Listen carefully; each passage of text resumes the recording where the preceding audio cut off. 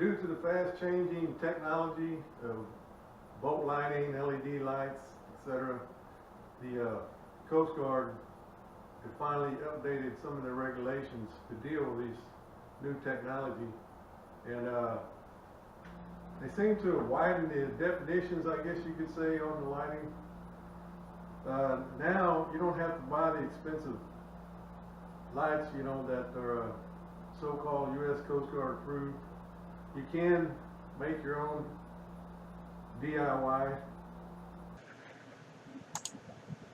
Here under paragraph 13.2, it says that your DIY should meet the technical characteristics of the rule.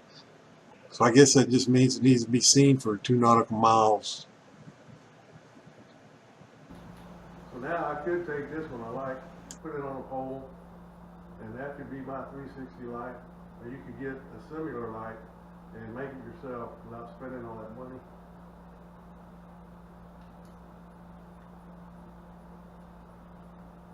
But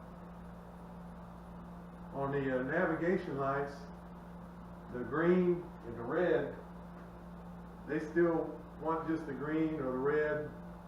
They don't want a bunch of other lighting that, you know, can confuse the another boater coming towards you. And if it's got some other bright blue light or something like that on there, they don't want that.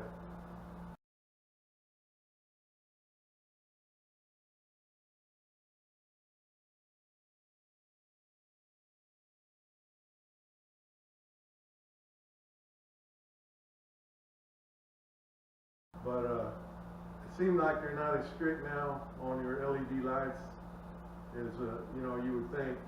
But if it's too overwhelming, they still might come and check you out and make you change something. But other than that, I think they're relaxed now on their LED light regulations.